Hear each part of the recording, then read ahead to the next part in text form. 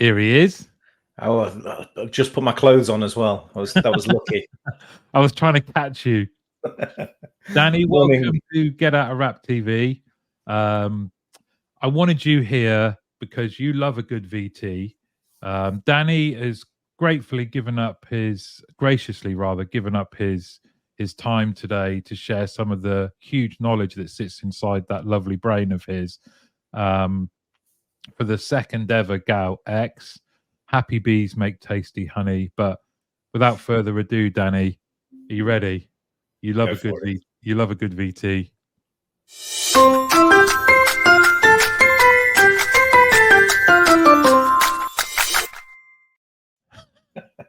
I see why you kept it a secret with our little chat before now. That's fabulous. That's fabulous. We'll do it one more time and then I will leave the studio and leave you to it, okay? Everybody, here is the amazing Danny Wareham.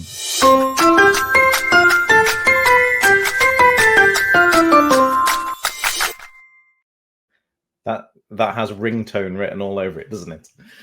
So morning, everybody. Most of you, I think, know me already. Thank you, Bev. My name's Danny. I'm a business psychologist, and I've been in contact centers for not quite as long as Bev, but we're pushing 30 years now. So I've seen a little bit of everything. Started on the phones, worked in sales, worked in outsource, worked in resource and planning, kind of all over the place. But my bag is culture. So how do we create environments where the behaviors that we want for our businesses are aligned to our strategy? And a lot of organizations approach this kind of end on first. They start with things like perks and let's throw some pizza Fridays and beanbag furnitures and incentives at it. Whereas I'm far more strategic around how do you nurture the right environment. So I've got an interest in personality, and that's what we're going to discuss this week, because it ties nicely with Clayton's GOOWx from last week. But what is personality? We often say things like he's fun or she's got charisma or my boss has got no personality, but what actually is it? And for me, it has three main parts. The first is trait. So these are the parts that are innate to us individually. They're internal to us, and broadly, they don't really change through your life. The second is state. So these are things that happen to you externally. So for example, you might be a really friendly, gregarious, happy-go-lucky kind of person by nature, but if you've just pranged your car when you're pulling up for the job interview or tipped a coffee down you, then the state that you're in might mean that your personality is shown differently. And the third part, which we don't often talk about, I will call mate. And these are the social norms of the group around you. And they will change how you behave, how you show yourself, based on the groups that you're in.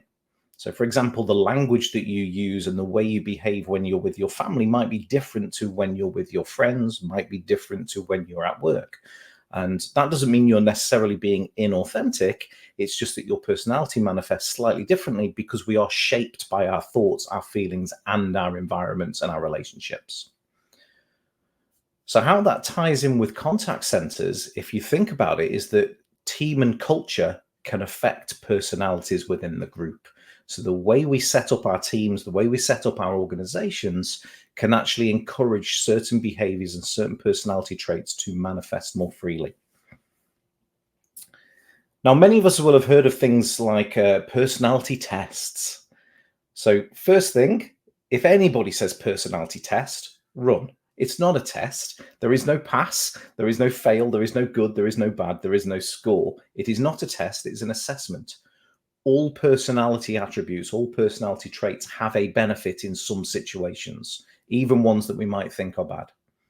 So things like MBTI, Myers-Briggs, DISC, Clifton Strengths Finders, Wave, Flow, and all these other psychometric type tests, they're not tests, they're assessments.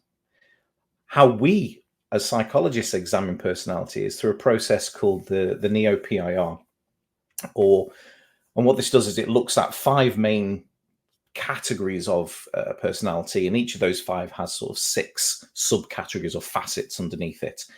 And those 5 you might have heard of. They're called the Big 5, the 5-factor model, and it spells out an acronym, OCEAN.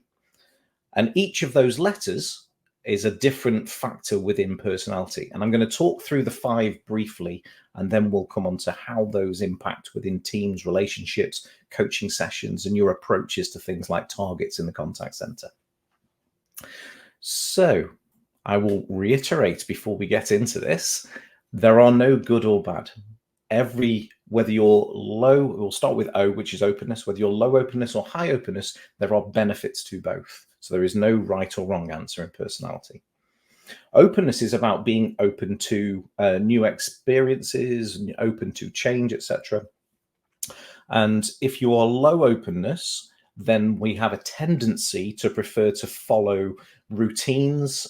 We have an appreciation of the now. We tend to be a little happier, in fact, with the small details that are going on today. But the trade-off is that, we're also really good at implementing change. The trade-off is we may question change, and we might be so stuck in the detail of today that we miss the bigger picture. Openness at a high end, people tend to be more open-minded and willing to try new things. But again, the flip side of that is they may be unrealistic, and they may be overcomplicating because they're stuck in that big picture future view. So that's O. The next one is C, which is conscientiousness. At the low end, I'm low conscientiousness. At the low end, motivation to get stuff done tends to be a little bit lower. But the trade-off is people with a low conscientiousness tend to be better at making decisions under pressure. And there are also health benefits of having a more laid-back, relaxed approach as well.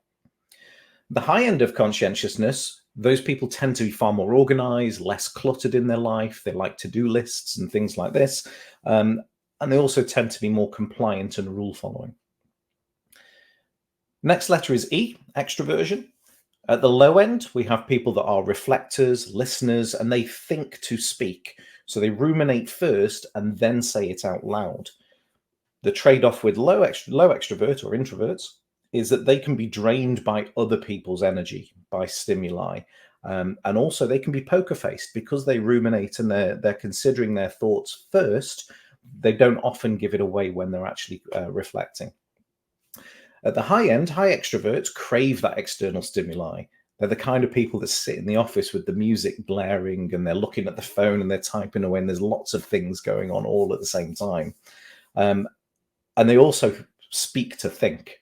So they will say things because that's how they process the information in their head, which means the first things out of an extrovert's mouth tend to be rubbish because they haven't thought it through yet. Excuse me. And also because they crave that external stimuli, if they don't get it, then they can take that as being dismissive of them, that they're being rejected. And we'll come on to that in a little while. Penultimate letter is A for agreeableness.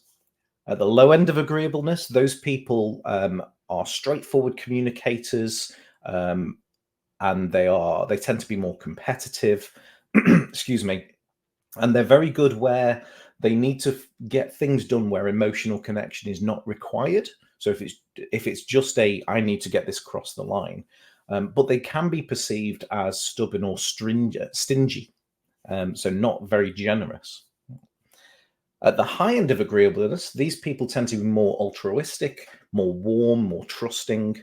But again, the trade-off is they can be over-trusting people pleasers that take on too much at their own detriment. And then the last letter, which is a personal favorite and is often missed from some of these personality assessments like DISC, is neuroticism. And neuroticism is how stable you are with your cognition. So at the low end, you get people that are very calm, stoic, a very emotionally stable decision-making. I'm a low neuroticism person, but the trade-off is that they don't always have the cognitive abilities to deal with stress. So think of it as the length of your fuse on your dynamite. Low neuroticism has a really long fuse on their dynamite. High neuroticism has lots of bits of dynamite with short fuse. So low neuroticism, it takes a long time before they blow, but when they do blow, it's a big explosion. And these people, because they don't always have the cognitive skills of things like resilience and grit, because they're so kind of stoic and deal with things just water off a duck's back style, actually when things go wrong in their life, they can really struggle. And they actually get a bit of a double whammy because they're perceived by their social groups as being really strong, dependable people. So they get comments like, oh, there's plenty more fish in the sea, or there's better jobs out there, or they're better without you. And they don't get the social support either. At the high end of neuroticism, it's short fuses. These are your people that may appear to fret and worry more. They tend to be more negatively affected by negative thoughts. But because of that, they have more resilience, more grit, because if you're always having darker thoughts and darker experiences and worrying, when things do go wrong, it's just another day. Okay. So that's the ocean model: openness, conscientiousness, extroversion, agreeableness, neuroticism. Now, how does this play into presenting, coaching, one-to-one sessions, target setting in your contact centers? Well, let's play a couple of scenarios through. Let's do just one trait at the start. So let's just do extroversion and introversion. Imagine you're an extrovert that is presenting to a group, and in that group, there are likely to be introverts. An extrovert is craving the attention, craving the stimuli, rather, from the audience. So if there are people in the audience that are sat there poker-faced, absorbing the information, processing themselves, thinking it through and ruminating as introverts do, what does the extrovert think? Well, they feel they don't love me. They're not paying attention. I know what I'll do. I'll dial it up. I'll get louder. I'll make more jokes. I'll make my points. I'll ask questions to test if they were listening. Okay. And the introverts of the room, you've just disengaged because they're going, what the hell's going on here? You know, I was quite happy. I am engaged. I might not look it, but I'm processing all this information. Okay. The other thing we see, I quite like in contact centers, is I call it prairie dogging. And you'll see a extrovert that's not getting the stimuli they need, and they stand up and they look around the contact center and they see a little old introvert over at the coffee machine, think they must be lonely. I'll go on over and have a chat with them. And they wander on over and they get their blah, blah, blah, blah, blah, blah, blah, and get their stimuli and their fix for that moment. And in the meantime, they've sapped all the energy out of that poor introvert, okay, who was quite happily just in their own thoughts, ruminating on what's gone on in the day. So we need to be aware of what our tendencies are and what the people around us are. And that's just one tenet. Now, I want you to imagine that we have two people who are low conscientiousness. You've got two Dannys. Martin, I'm sorry to call you out, but this also includes Martin as well, because people with low conscientiousness tend to be big picture thinkers and loads of ideas. So if me and Martin are talking, if we are having a coaching session, then there is a risk that our conversation becomes very big picture, lots of ideas and inspiration, and we both feel really charged up by that, but there's no action or anything that actually comes out of it. There's no structure, there's no planning. And actually the thing that initiates the action with people like myself is the deadline. And we end up with, we've done nothing until the 11th hour, and then suddenly we've got this flurry of activity that happens at the last moment. And that obviously introduces risks to delivering against KPIs. So we need to be aware of that. If you had two people that were the opposite of Martin and I, that were high conscientiousness, in theirs, they would have lots of planning. There'd be plans and backup plans and contingency plans and more plans, and potentially the same issue, that over planning, there's no impetus to actually get the work done. Okay? They're too into the detail. So if you're a low conscientiousness person and coaching another low conscientiousness person, that's the risk, is that it's too pie in the sky, too abstract, too big idea and no action. If the reverse is also true. And then, of course, you have multiple facets because we're hugely complicated animals. So what happens if you have an individual that is low extroversion and low neuroticism? So they may typically think and reflect, but they also have this poker face that doesn't really show. And at the same time, because of their low neuroticism, they may be quite stoic, and actually, even when they're going through some things, they don't share that either because they've got broad shoulders and they can deal with it. So in those examples, the people that are quietest in your team, if they have these potential personality traits, then actually they might be going through some real stuff, and we're completely unaware of it because they don't look like they're going through it at all. And this is why in things like engagement surveys, we tend to look at the really negative scores or the really high scores. Actually, there's a huge amount of value in talking to those people that are your steady eddies, that never rock the boat, that just come in, do their job and go home, because there's always a potential that there's other things going on in there that we're just not aware of. And then the last one before we come into the so what is low openness with high conscientiousness. I particularly like this. These are the people that are not going to sugar the pill. They're the ones that will tell you, I'm telling you this for your own good. I don't care what you think. Evidence is evidence. And if we're not comfortable with dealing with low openness and high conscientiousness in an individual, it can be seen as a combative conversation. Whereas actually it's not combative at all. That's just how they process the world and make sense of the world around them. So you can see personality completely changes the way that people interact with each other. And that's why we tend to click with certain people and not with others. It's also why we clash with certain people and not with others. But as leaders in our contact centers and leaders in our teams, we have some flexibility because our impact, we change the environment, we change the culture, we change the relationships, we change the state and the mate. So even when we have people with traits that might be a little alien to us or a bit uncomfortable to us, we can actually influence how their personality manifests. And it's up to us to create the environment where people can contribute in a way that is not perceived as dismissive or combative. So how do we do that? And there's a couple of takeaways for us. And the first one is know yourself. What are your tendencies? I am low conscientiousness. I know I am pie in the sky, pull together lots of abstract ideas and do things. I need to be aware of that because when I talk, it's very easy for me to kind of daydream off and introduce other things to the conversations, which means instead of being a 15-minute conversation, it's now an hour conversation, and I've probably disengaged a lot of people. So I need to be aware of that. I need to know that I don't like to-do lists. It's not comfortable for me to do to-do lists. We have to do things that are maybe outside of our comfort zone, but we can only do that if we understand what our comfort zone is. As a high extrovert, I need to know when to shut up.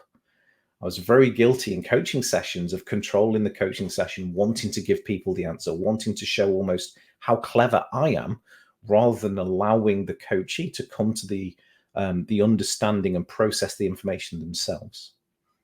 You can only do that if you know where you're at your best and where you're not at your best. Okay. People who are introverts can be incredible public speakers. They can be the social center of attention. It just takes a little bit more effort.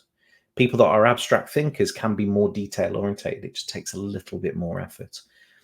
Nothing worth having ever came easy. So if we put that effort in, we can completely change the way that we influence. We can change the value that we add. So first one is understand ourselves. Second one is understand others. You don't have to be a Darren Brown, or you don't even have to run psychometric tests and MBTI and NEO and all this kind of stuff. Just speak to your people. If you find your people they're always very kind of quiet and reflective, then ask them, how do you like your coaching sessions to go?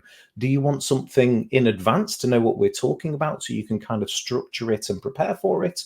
Do you like an after session so you can kind of tell me what you've reflected on from our conversations? But you can tailor your approach to them by understanding them. And the easiest way to understand them isn't by giving them a model or a test. It's talk to them, just ask them. Okay. And remember, as the final takeaway, personality is your traits, which are part of you, your states, which is the environment that you're in, and your mates, the social group that's around you, which includes your team in the contact center. The state and the mate are in our control, and how we decide to interact with our teams, that can change the way that we make the most of everybody's personality. So thank you very much for listening to me. Hopefully that's been of a little bit of interest. Or have I made Martin fall asleep? No, well, you would have seen me backstage and nod. This is why I put these things together, because I'm sure, like everyone, Danny, I was just thinking, yeah, that's me. That's me. That's me. These are people that I've worked with. And it's so nice. You can tell me what this means about me and my brain. I think it's so nice to have a framework to be able to apply this, because you might have these nebulous thoughts about your team and yourself, but to be able to go, oh, on openness they're here, which means this, and conscientiousness, I'm this, which means I've got to be wary of that, but I'm good at this. You know, I love that. And like you said, we're complex people, aren't we? So I absolutely love that, and I'm sure people that are watching did as well. If any of you've got any questions or comments, please just drop them in, because that is just a 15-minute snapshot of how amazing Danny is. So Danny, thank you so much. And if you want to get more of that, then Danny's on LinkedIn. Fergan is the company. And Danny, you've always got ways that people can contact you. What's the best way? I'm pretty active on LinkedIn, as you know, or you can go to fergan.com. Thank you, Darren. And the main thing is that there are no good or bad personalities. I don't submit to that. Even things like narcissism is a good trait in certain situations. Narcissism's tied with things like the rules don't apply to me. I'm special. So actually, entrepreneurs probably need to be narcissistic. The challenge is, how do you create the environment where those things don't cause conflict and clashes within the group? It's where you can see everybody's unique benefits that they bring. And that's what Fergan's all about. How do you create the environment where you can be you? That's brilliant. I was just thinking, wouldn't it be funny if you left that door and we're actually in the same building? You just popped your head through. This is actually, this probably ties in quite well. I'm in the shed quarters. So this is an office garden that I've got. My partner is very structured, to-do list and organized. And as I've already explained, I'm not. I'm very kind of big picture, abstract ideas. So when I built this, there's a huge window on this side that overlooks some fields, but I didn't know how big it was going to be because I was getting it from a reclaim yard. If I'd have told my partner that, she'd have flipped out, because she needs the to-do list, though. How big is it? What's it going to cost? What's the structure, etc. So what I did was, rather than doing my normal style, which is, trust me, it's fine. It'll all be all right. I'll just turn up at the airport with my passport. That's all I need. Instead, I literally drew her a picture of where's all the battens, where's the bricks, made up numbers, but that gave her the kind of psychological security that she could go and pick out paint colors and the detail stuff that isn't my cup of tea. Now, normally that might have been a clash, but actually you create the environment where she can do what she's great at and I can do what I'm great at, and we're more than the sum of our parts. And that's what great teams do. I love it. Well, Danny, thank you so much. Do hang around, because I know you like the comments for the read along, and I'm sure you'll be interested in the next bit. But thank you so much for doing this. Thanks for having me, and thanks everybody for listening. Some great comments there, and rightly so. That was brilliant from Danny. And as I